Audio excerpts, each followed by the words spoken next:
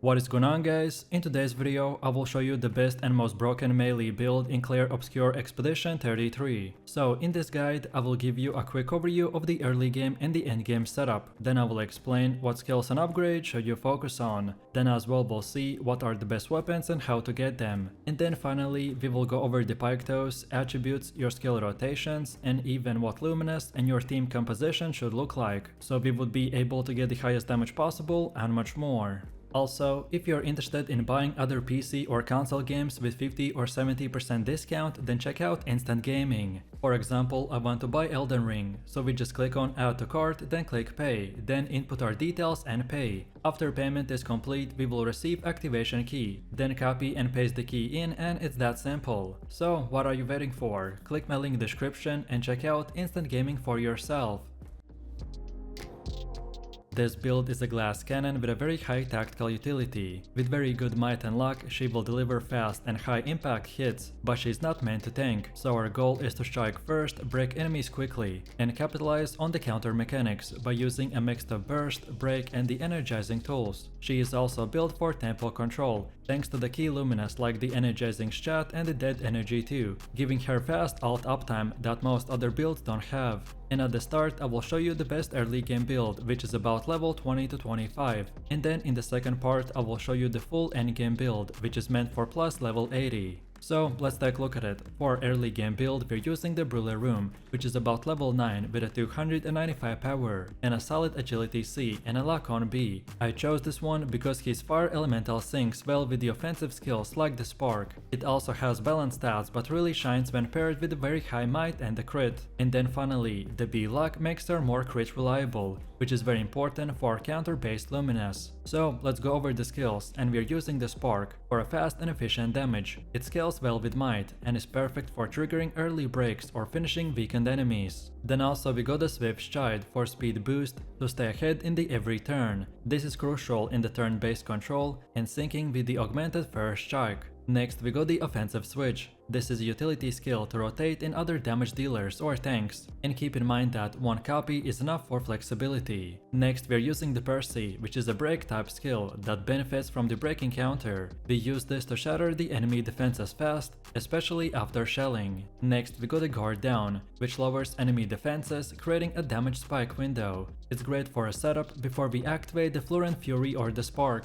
And lastly we got the Fluent Fury, which is our heavy hitter. It costs more energy but rewards with a huge burst when enemies are debuffed or broken. The rotation here is built to use Swift, then debuff, then break, and then activate the Fury. And also we want to keep the Spark in reserve for fast turn fills. Next up we have our early pictos and luminas, and overall I've slotted 30 luminas that are focusing on burst, counter attack, and the energy generation. So our key choices here is the breaking counter 3. It has a direct synergy with the piercing and the picto, as it amplifies break pressure on reaction plays. Next we got the augmented first strike, making melee first turn a fight altering nuke. Then also we're using the dead energy too, that generates ult energy when enemies die. It's perfect for chain fighting or trash clearing. Next up we got the critical burn, which amplifies burn on crit. With a high luck, melee reliably will amplify this damage over time for a chip pressure. Next we got the energizing star 1 and 2 that gives energy at the battle start. Then also we have fast jacking ult or energy hungry moves like the Fluent Fury. Next we also have the energizing jump for easy energy on turn skip. This is mainly meant as a flexed option if you delay for counter or combo setup. And finally we got the augmented counter 1 that boosts the counter damage. This syncs with the breaking counter for bonus damage during enemy turns. Overall this setup will give her a strong offensive pressure, fast ult rotation, and the counter punish mechanics. Next let's take a look at the attributes, and we went with 20 might to max out the raw offensive power. Then also we got 20 luck for a very high crit chance. It also supports critical burn and the general damage consistency. Next we got 15 agility, which ensures that she often goes first or early,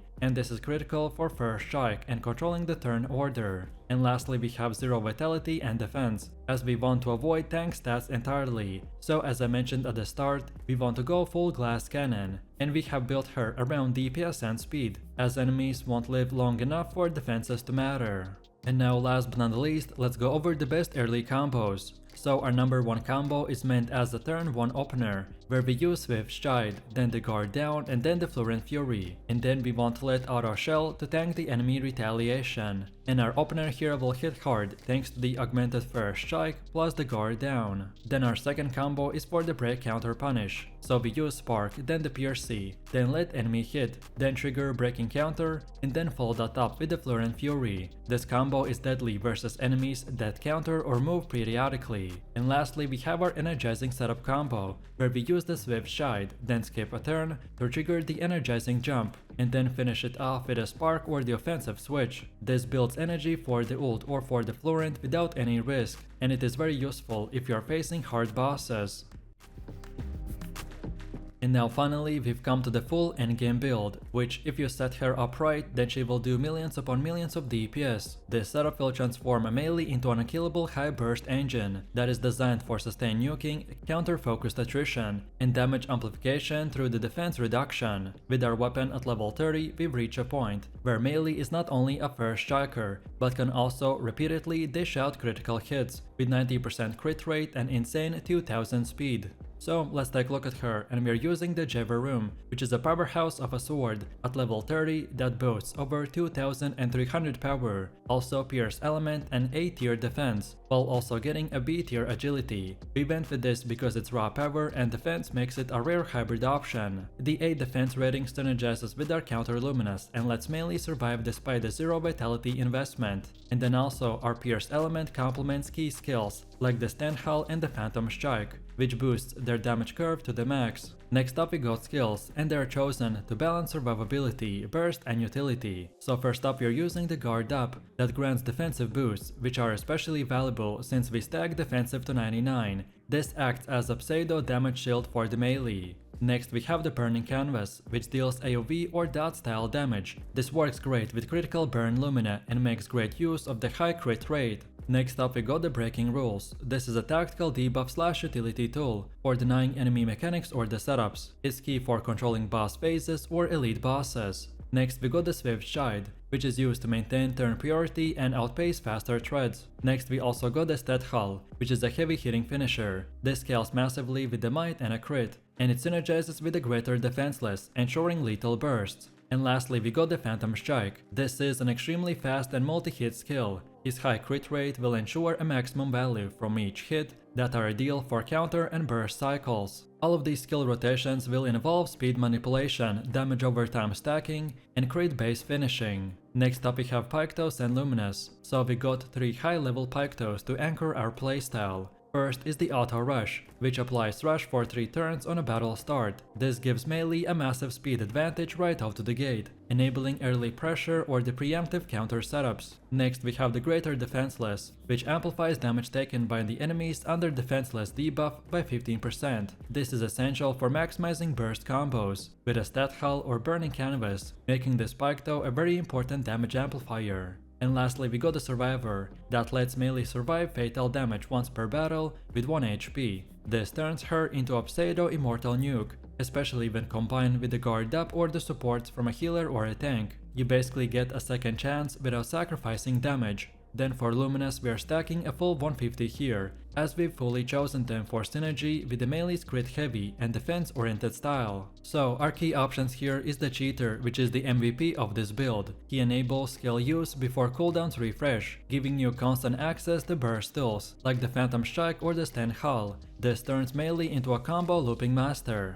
Next we have the Painted Power, which adds damage scaling to art-based skills, buffing Burning Canvas significantly. Then also we're using the Augmented Counter 1, 2 and 3. This increases counter damage scaling, and given the Maelle's tankiness and 1 HP revival, she can safely bait counters and punish enemies. Next we have the Dead Energy 2, which is an ult charge from the fallen enemies. This helps maintain pressure in group fights or the elite skirmishes. Next we got the Critical Burn, which amplifies burn on crit. With a 90% crit rate, this ensures every offensive skill into a turn blade will add the passive damage over time pressure, and synergize very well with the Burning Canvas. Next we have the Energizing Turn, which generates an energy per turn. This ensures that Maelle never runs dry, even when looping very high cost skills. And lastly we got the Energizing Strike, which adds energy gain per attack. This complements Phantom Strike perfectly due to the multiple hits. And then from here we also got few more choices, but they're not as important as all of these that I mentioned. This entire setup is built around the critical loop pressure, energy sustain and the burst windows, so all of these are structured around it. Next up we have attributes, and we went with 40 might to max out the raw power scaling. Every skill will benefit from this, especially in a high damage burst finishers. Next we have 50 agility. This is pushed to the max to hit 2000 speed, making Maelle act before almost anyone. This also ensures synergy with the rush and lets her reset turn order for skill chaining. Next we have 99 defense. This is near maxed to ensure that she survives long fights. This combined with the survivor's picto makes her extremely resilient even without healing. Then also we got 48 luck. This is just enough to push crit rate to 90%, which is the golden number, ensuring consistent triggers for critical burn and the high damage output. And lastly we have 0 vitality, as we want to intentionally skip it because defense plus survival plus the guard up do the job better for this build than just the raw stats. This attribute setup makes Maelle a self-sustaining damage looping unit that thrives in long fights and thrives even more in short explosive windows. Then next up let's take a look at her combos. The first one is the Alpha Strike loop, in which we used Auto Rush active, then the Swift Stride, then the Phantom Strike, then the Breaking Rules. And then we finish it off with the Phantom Strike, which is from the Cheater's proc. The main concept is that the crits will apply a burn, while the cheater will reset the Phantom. So then we follow that up with the Burning Canvas for finishing damage over time. Then second we got our counter bait setup, where we use the guard up, then the Swift Stride, then let enemy hit you, then Augmented Counter 3 will trigger, and then finish it off with the Stat Haul. The main idea behind this is that you block with the high defense, then eat the hit and then launch a massive crit counter burst. And then finally we have our Survivor loop, where after tanking a fatal hit we get revived at 1 HP. So then we use the Phantom Strike, then Energizing Turn, and then finish it off with a guard up. This combo will let you bounce back immediately, recover energy, and then reapply defensive posture. And now last but not least, let's take a look at the best companions for Maelle. For this high speed and crit based focused build, the best companion choice is Lune. She boosts agility and provides turn control, letting Maelle maintain her speed dominance and the combo flow.